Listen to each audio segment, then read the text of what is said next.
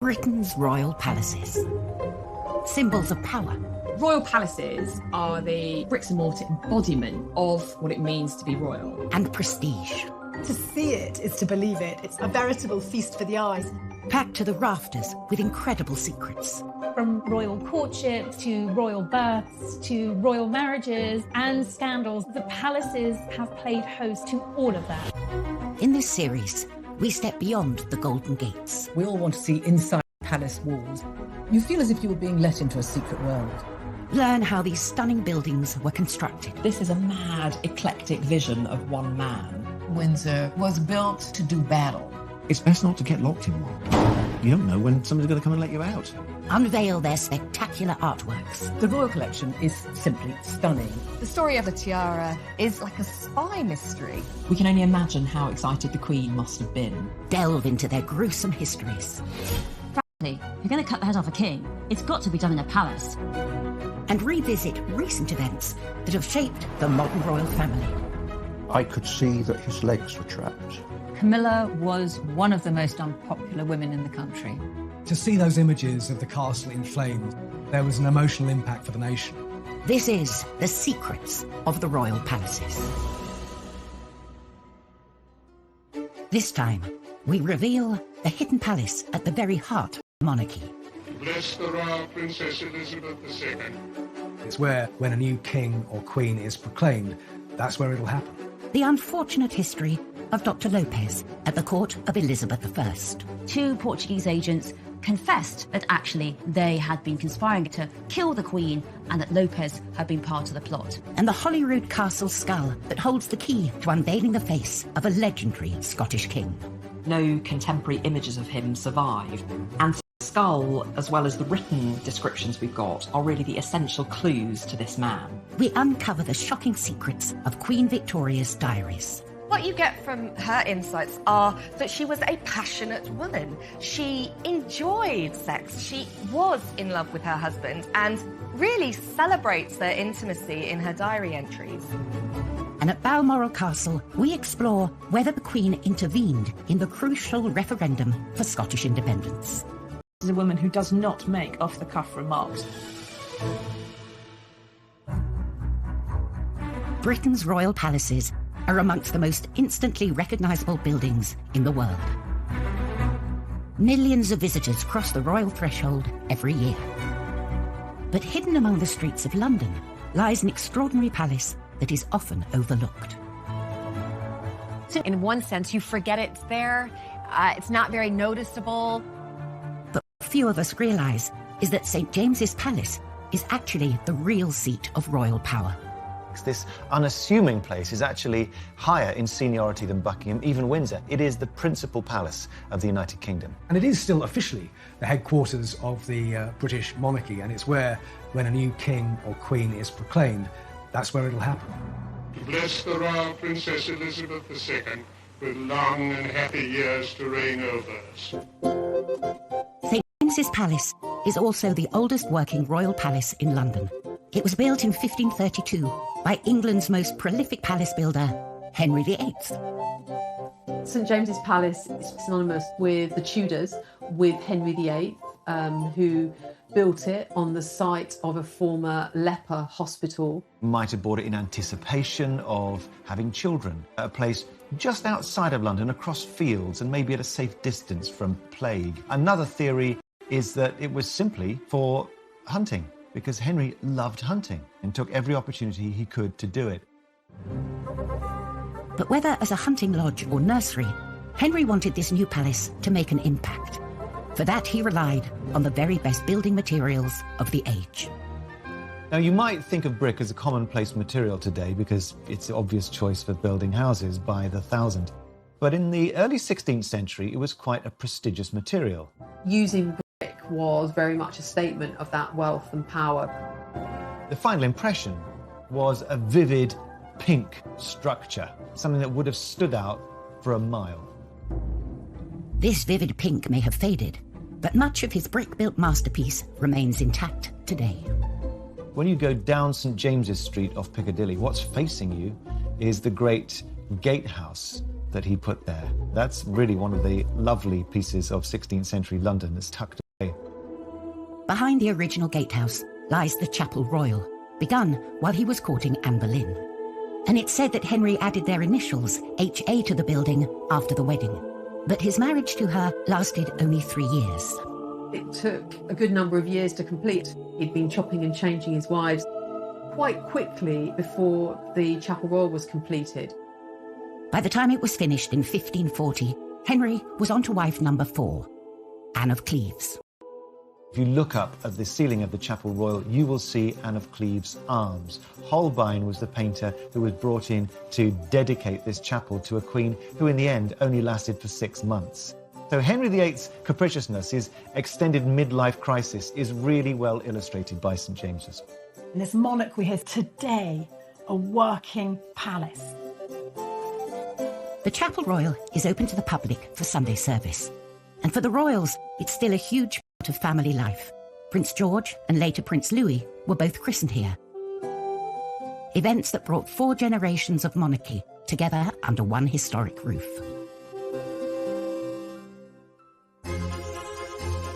St James's Palace has been at the heart of the monarchy since 1532. But in 2014, another royal residence, Balmoral, suddenly found itself amid a huge political upheaval. Every summer, Queen and Prince Philip decamp to Balmoral, their private Highland getaway, to enjoy some time away from official royal duties. Traditionally, the Queen receives a guest at the end of each summer, the current British Prime Minister, who travels to Balmoral for a long weekend. British Prime Ministers always go and stay at Balmoral every summer. Some have liked it more than others. John Major used to love it. Margaret Thatcher hated it. Famously, the Queen offers friendliness, not friendship. It's a chance to get a working rapport going, but it's not as if you're about to become best buddies. In 2014, it was the turn of Prime Minister David Cameron. He was far from relaxed. Scotland was days away from the referendum, which would decide the future of the Union.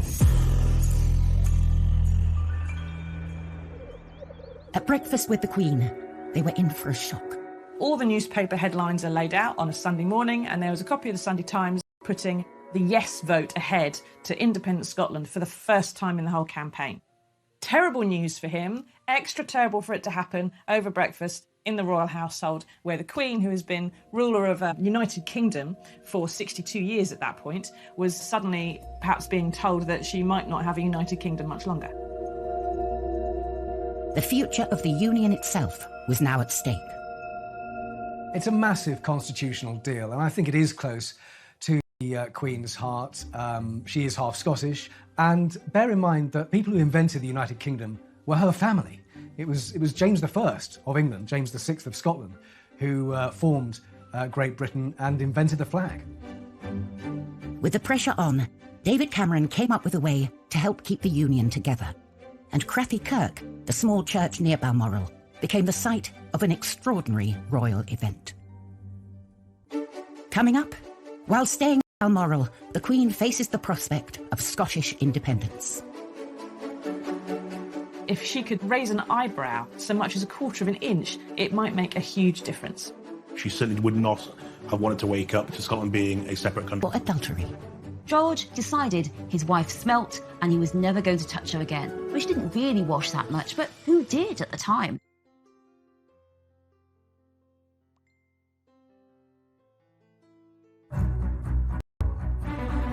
Britain's magnificent royal palaces are central to the role of the monarchy. They have been a stage for era-defining moments, from Windsor weddings to Sandringham summits. And at Balmoral Castle in Aberdeenshire, we explore whether the Queen intervened in the crucial referendum for Scottish independence. In September 2014, Scotland was days away from voting, and a new poll had put the yes vote in the lead. This pivotal moment, David Cameron was staying with the Queen at Balmoral. The Queen cares deeply about Scotland. She would be, I think, desperately sad if the United Kingdom actually split up. Despite any feelings she may have, the Queen must hold an impartial position. Her own personal views are not supposed to feature. But the threat of the breakup of the United Kingdom called for desperate measures, as David Cameron later admitted. David Cameron was very keen the Queen should intervene in some way. Didn't want to do anything she wasn't comfortable doing, but if she could, he said, raise an eyebrow so much as a quarter of an inch, it might make a huge difference. Their private secretaries decided that the Queen could perhaps say something in a very non-political way to maybe suggest what her thoughts were. Her job is to remain politically impartial and to do what her government instructs her to do. Now that is impossible. It's a catch-22. On the one hand, she has to do what he tells her, and on the other hand, he's telling her to do something that is unconstitutional and is putting her in an invidious position. David Cameron later insisted that he hadn't asked her to do anything unconstitutional. But on Sunday the 14th of September, with 4 days remaining until the vote, as she left the church, the Queen stopped to speak to the crowd. And as usual, the press were there. We knew the Queen would be at church.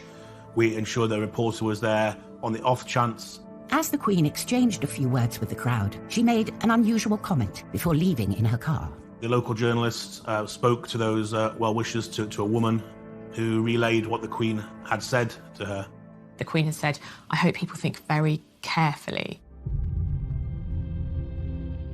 And this is a woman who does not make off-the-cuff remarks. They knew it was intended to be overheard. It was a neutral phrase, I hope people think carefully, but I think most people realised what she was saying. With this seemingly innocuous remark, line was that it could be read every which way. So I think it did still protect her position, but it also does give you an indication of how she really felt. She issued a statement which was unofficial, off the cuff, and entirely brilliant and well thought out. She didn't express an opinion about which side should win, but she just said, think carefully. She urged caution, and she actually maintained her own impartiality as much as she could. Those words were then relayed from that journalist to every news desk in Scotland, and from every news desk in Scotland to every news desk in the UK, and within a few hours, this was the biggest story of the day. The Queen's comments came at a crucial moment. 4 days later, Scotland voted to stay within the United Kingdom, much to the relief of David Cameron and, according to him, the Queen herself. David Cameron was caught on camera saying how, when he rang the Queen to tell her the result, she purred down the line. Widely covered in the press, a source conveyed that the palace was displeased with David Cameron's account of this conversation, but no official statement was released. Some believe that the Queen's comment reflected the alarm the British government felt over Scottish independence. David Cameron and the entire UK establishment did drag the Queen into politics. That was the scale of the challenge.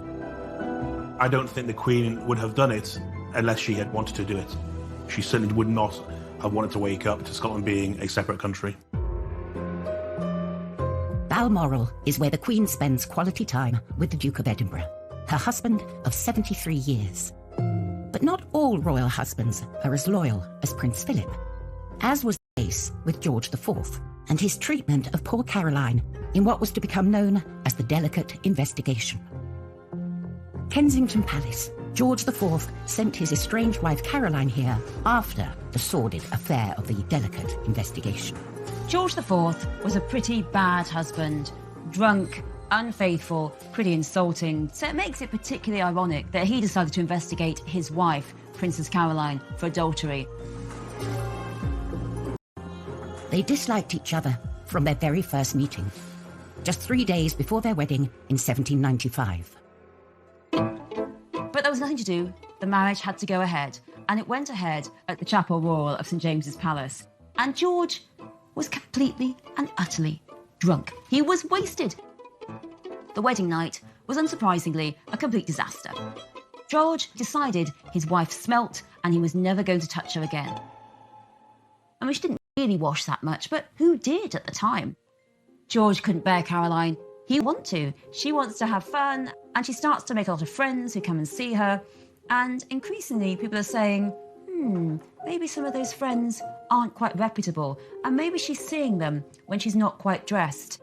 George hated Caroline so much, he decided to start the delicate investigation, a public investigation of Caroline for her conduct. A book of the proceedings was published, although suppressed. Details leaked out. So the royal dirty linen was washed out for everyone to see. Literally, as well as metaphorically, there was a question about how dirty were Caroline's bedsheets. Finally, the Cabinet Committee acquitted Caroline of adultery, but they did say they thought she'd been indiscreet in her conduct. And the country was up in arms. It really reeked of the hypocrisy of George and the royal family.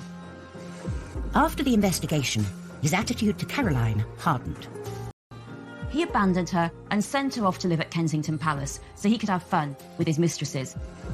George never stopped hating Caroline, and all throughout his reign, he was in battle with Napoleon. And when they came to him and said to him that Napoleon was dead, they said, "Sire, your greatest enemy is dead." And he said, "Oh, is she really?" i.e. his greatest enemy, he thought, was his poor, abandoned, miserable queen, who he'd packed off to Kensington Palace. Only 2 miles away from Kensington Palace stands the grand but less imposing Clarence House. It's part of St James's Palace, constructed nearly 500 years ago to house the heir to the throne. And it's doing the same job today, because tucked away in the southwestern corner of the palace complex lies this place, Clarence House, London home to Prince Charles. Clarence House is right next door to St James's Palace, but because the Prince of Wales and Duchess of Cornwall Camilla have their home there, their London residence, I would say the epicentre of power really is Clarence House now, much more than St James's.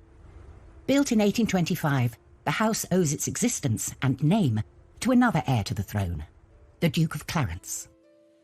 William, Duke of Clarence, was the third son of George III. He never intended to become king. He wasn't the heir, he wasn't even the spare. He was the spare once removed. But when his elder brothers died without heirs, William found himself inheriting the throne.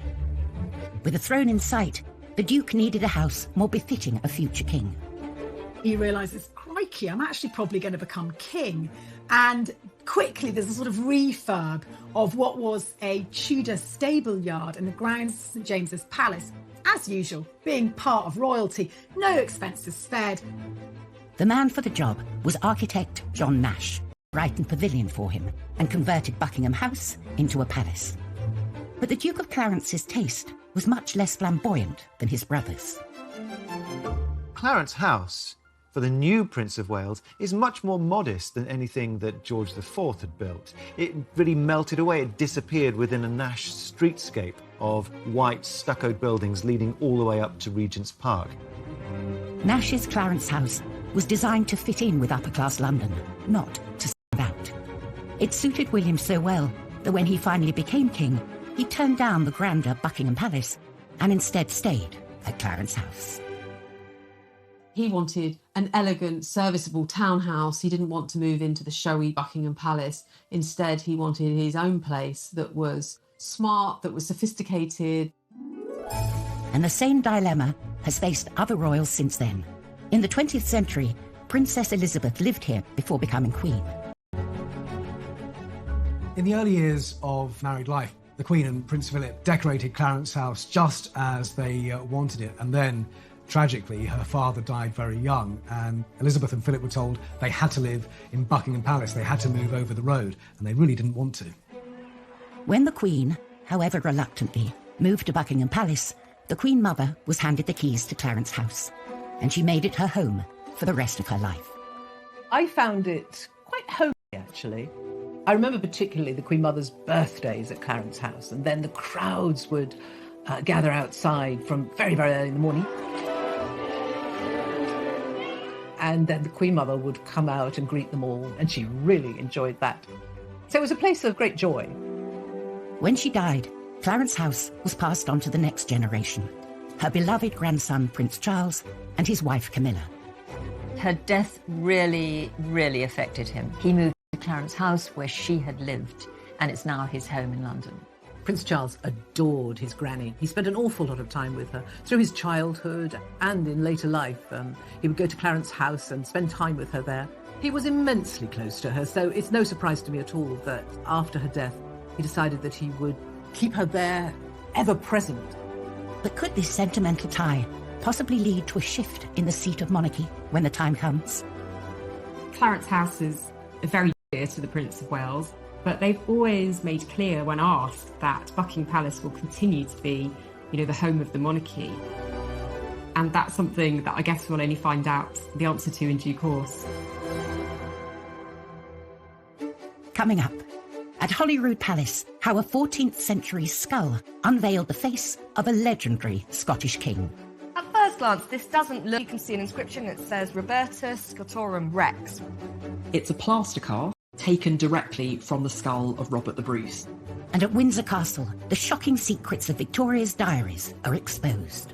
The journals contain amazing insights into Victoria's life, into her moods, her moments of happiness and sadness, insights into her sex life.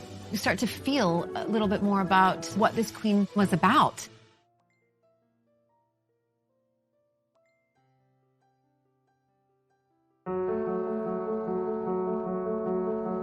Royal palaces have always reflected our national history. But it's not just these magnificent buildings that the crowds turn up to see. It's the royal collection, spread across the palaces and holding everything from priceless jewels to mysterious royal artifacts that bring the past back to life. And at Holyrood Palace in Edinburgh, one of the most macabre and intriguing items in the royal collection is to be found. At first glance, this doesn't look like an extraordinary artifact. It's a simple rosewood box, and on the plinth you can see an inscription that says Robertus Scotorum Rex, Robert, King of the Scots. It's a plaster cast taken directly from the skull of Robert the Bruce. Robert the Bruce is one of the heroes of Scottish history. In 1328, he signed the Edinburgh-Northampton Treaty, guaranteeing Scottish independence from England for nearly 300 years. Robert the Bruce is a very, very significant historical figure, a Scottish king who beat the English and ensured the independence of Scotland for hundreds of years until the Act of Union. The cost of separation from England was £20,000, worth around £24 million today. Robert died soon after and was buried in a spectacular golden marble tomb in Dunfermline Abbey. The original tomb of Robert the Bruce was destroyed, but in the 19th century it was opened up. An artist was allowed to come in and make a perfect cast from the skull. The cast was put on display in Holyrood Palace, next to the ruins of Holyrood Abbey, where Robert the Bruce had signed the famous treaty. Relics and actual physical examples of past monarchs are very, very important in the royal collection. It's a marvellous way of telling the stories. It may seem gruesome, but that's very much in tune with royal history. It shows however grand you are, however important you are, one day you will be dead and buried, but perhaps you'll live on in some way, even if it's only in a museum. In 2016, this regal skull provided a direct link to the past. The universities of Glasgow and Liverpool John Moores stunned the world. Really looked like. They built up from the skull using animation, CGI, and the face that you see at the end is the closest that we can imagine from just the bones of what Robert the Bruce looked like.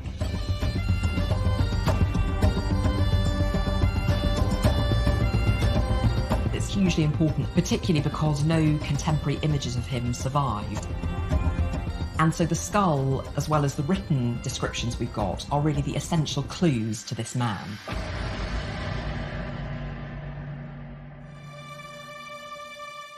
And now his skull is on display at Holyrood Palace, a suitable home for a King of Scotland. It is so fitting that this cast of Robert the Bruce's skull is in Holyrood, because that is the very heart of Scottish government. The skull of Robert the Bruce is one of the most prized objects in the royal collection, an amazing thing.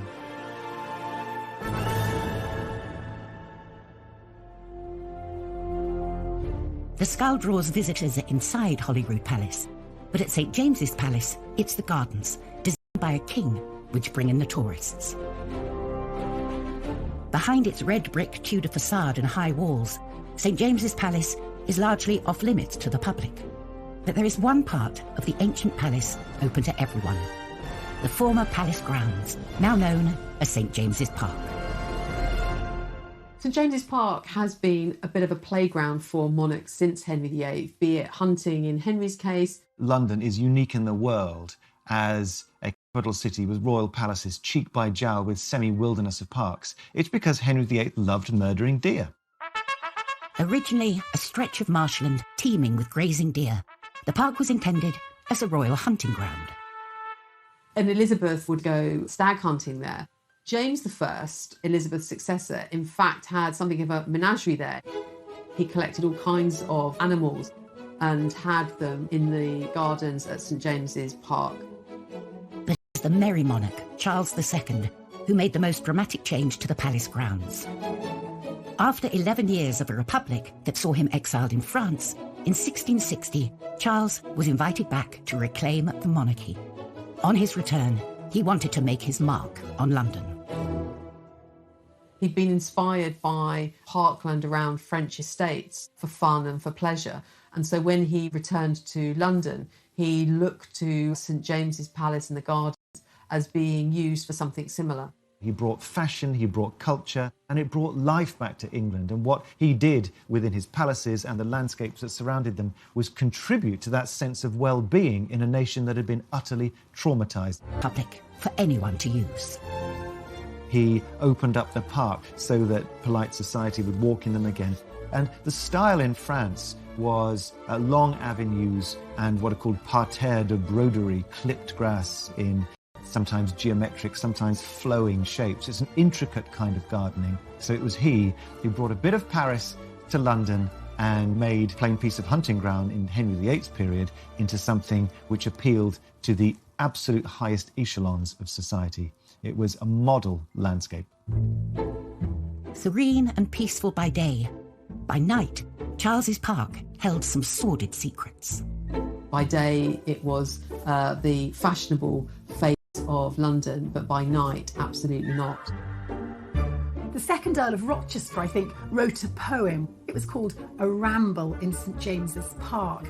And by that time, a ramble was a euphemism for the pursuit of sexual pleasure. Seediness aside, the London Park would become a blueprint for other city parks around the world. Much of the landscape has changed over time, but there's one lasting reminder of Charles' vision, a gift given to him in 1664. He was actually gifted some pelicans from the Russian ambassador, and you can enjoy looking at are they their real descendants? I don't know, but there are still pelicans today in St James's Park.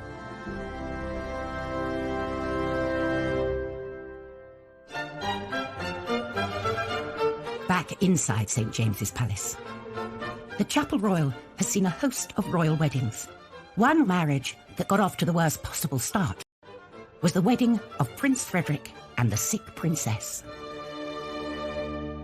It was 1736. George II decides he wants his playboy son, Frederick, Prince of Wales, to marry a proper German Protestant princess. So they decide on this poor girl, Augusta of Saxe-Coburg. She's only 16. She's not courted, she's just told she's got to go and marry him. She doesn't want to come, but she has no choice. She's packed off with her doll on this ship, and the journey is really rough. She arrives in England, she's got terrible seasickness, and also she can't speak a word. Her parents hadn't taught her English because they were convinced that everyone in England, now they've been ruled by German kings, would all speak German. Of course not. She's bunged into this tight wedding dress, bunged onto St James's Chapel, and when she's marched up the aisle, it's too much. She throws up, and she throws up all over her mother-in-law's very expensive skirt. Not the best start when your mother-in-law's the Queen. But actually, Augusta herself becomes a very good wife to Frederick, and really becomes a great support to him. So it shows that there's a possibility that the marriage can work, even if a wedding is... Another successful royal marriage was that of Victoria and Albert, totally in love till the day he died. Many artefacts housed in the royal collection offer a rare insight into the couple's lives, like those held in Windsor Castle's Round Tower. The Round Tower is the home of the Royal Archive, and it holds literally thousands upon thousands of documents, letters, state speeches from the kings and queens of the last 250 years. Housed in the tower are the detailed journals of Queen Victoria. Queen Victoria was a voracious writer. It's extraordinary how many words she wrote a day. Starting aged 13, the diaries run from her childhood at Kensington Palace through her entire reign up to her last years at Osborne House on the Isle of Wight, where she died in 1901. The journals contain amazing insights into Victoria's life, into her moods, her moments of happiness and sadness, insights into her sex life. They completely contradict this image of the Queen as very remote and austere. You start to feel a little bit more about what this Queen was about. One of the biggest shocks they reveal is the Queen's enjoyment of her love life. What you get from her insights are that she was a passionate woman. She enjoyed sex. She was in love with her husband and really celebrates their intimacy in her diary entries. She described her wedding night with breathless enthusiasm. Well, we know that their wedding night blew her young mind. She had never spent such an evening. Yet they kissed and they clasped again and again. And there's this real sense of them enjoying each other's sensuality. She boasts in her diary, we didn't get much sleep. No, they were far too busy producing not a son and heir, it was a daughter who arrived 9 months later on the dot in November, called Victoria. There are very frank expressions of desire throughout the journals. And it completely counteracts that idea we have of the Victorians as being so prudish that they would even cover up table legs or piano legs for fear that they were being too suggestive. Through the diaries, we learn of her love of Balmoral, the royal retreat designed by her beloved Albert. We know that after Albert died in 1861, she completely withdrew from public life for a decade or more. But thanks to the journals, we can now uncover all of that. They tell us a huge amount about life behind the scenes. She was too grief-struck to go to his funeral, but every year she went back to her Scottish castle. And lest we forget, it had the impress of his hand, she wrote. She saw him everywhere because it was his vision. She adored it. And of course, when Albert dies, you then get a cairn in the grounds. Balmoral was the embodiment of her prince. While Queen Victoria's journals give us an extraordinary insight into one of our longest reigning monarchs, they could have told us so much more. Coming up, why a royal daughter destroyed the evidence of the Queen's secret Balmoral passion. This has led to some historians calling her one of the most appalling people in history. And why a palace visitor found himself on trial for his life. An invitation to Windsor Castle under Elizabeth I might seem like a dream ticket, but you had to be careful because there were spies everywhere.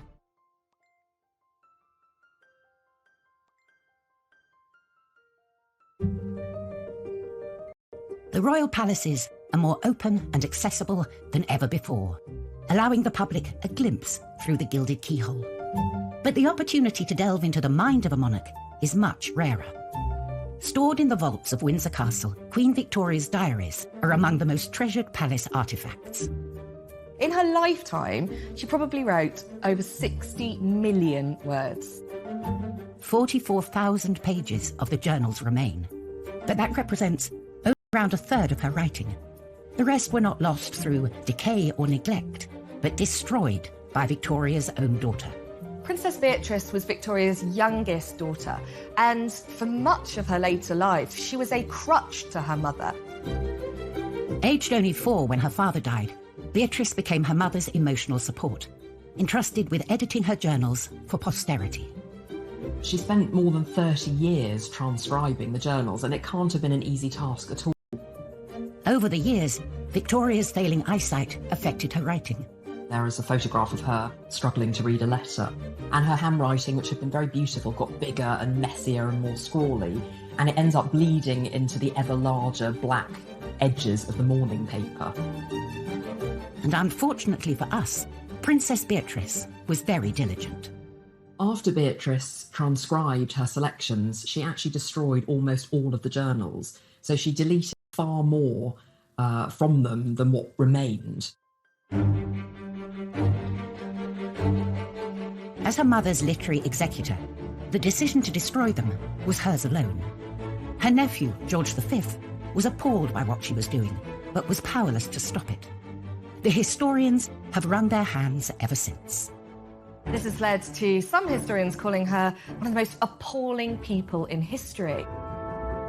We get a sense of the sort of thing she ate. It was particularly passages of vicious critique or very intimate encounters that she deleted. Things like there was a wonderful little episode where Albert helped Victoria into her stockings before breakfast. But while the remaining diaries reveal intimate moments with her husband, it was the entries about another man that seemed to concern Beatrice the most. Those journals, published in Victoria's lifetime, described a close friendship with her servant, John Brown. The Queen's Highland Servant. That was his title. John Brown is mentioned 21 times in the diaries, which was far, far more than most of the members of the Queen's immediate family. At the time, it was widely rumoured that the two of them were romantically involved. I can tell you it was intense, and both sides shared a mutual passion, a mutual devotion to each other. One loose page of her diary, found in John Brown's brother's possession, hints at more. She wrote, "Often I told him no one loved him more than I did. And his retort was, nor you than me. No one loves you more." In her own time, Queen Victoria was often referred to satirically as Mrs. Brown. If the whole extent of Victoria's private thoughts became public, it would have been a source of deep embarrassment for the royal family. What the Royal Collection has left is the most unique insight into a monarch's thoughts. Despite her daughter's best attempts, 141 volumes of Queen Victoria's journals still remain. They give a remarkable insight into her incredible life behind palace walls.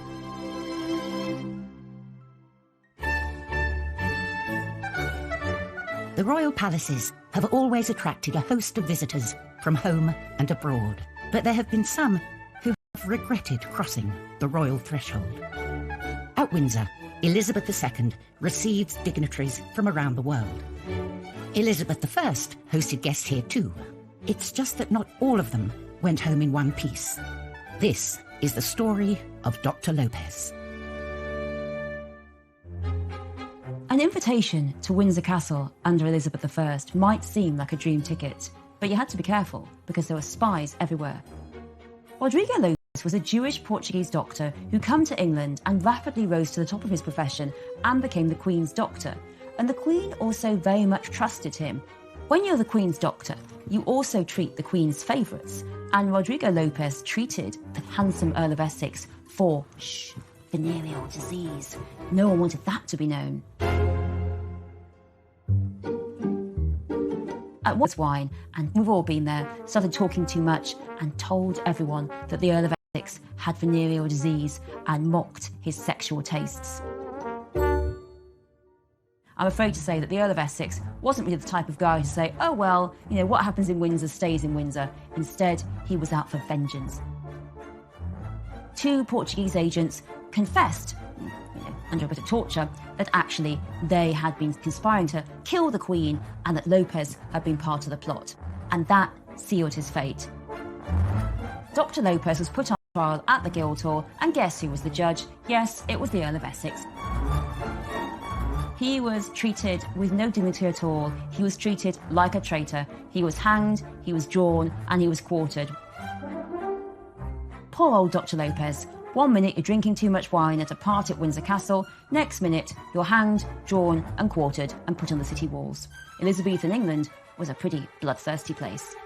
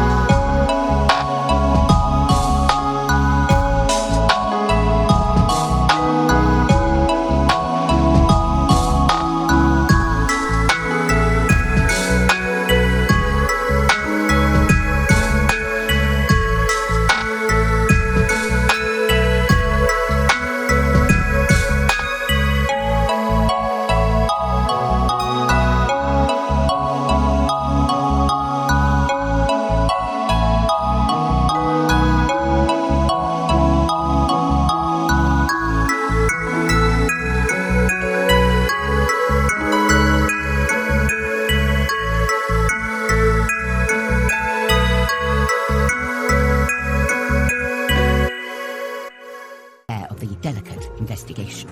George IV was a pretty bad husband, drunk, unfaithful, pretty insulting, so it makes it particularly ironic that he decided to investigate his wife, Princess Caroline, for adultery. They disliked each other from their very first meeting, just 3 days before their wedding in 1795. But there was nothing to do. The marriage had to go ahead, and it went ahead at the Chapel Royal of St James's Palace. And George was completely and utterly drunk. He was wasted. The wedding night was unsurprisingly a complete disaster. George decided his wife smelt and he was never going to touch her again. I mean, she didn't really wash that much, but who did at the time? George couldn't bear Caroline. He wants to. She wants to have fun, and she starts to make a lot of friends who come and see her. And increasingly, people are saying, maybe some of those friends aren't quite reputable, and maybe she's seeing them when she's not quite dressed. George hated Caroline so much, he decided to start the delicate investigation, a public investigation of Caroline for her conduct. A book of the proceedings was published, although suppressed. Details leaked out. So the royal dirty linen was washed out for everyone to see. Literally, as well as metaphorically, there was a question about how dirty were Caroline's bedsheets. Finally, the Cabinet Committee acquitted Caroline of adultery, but they did say they thought she'd been indiscreet in her conduct. And the country was up in arms. It really reeked of the hypocrisy of George and the royal family. After the investigation, his attitude to Caroline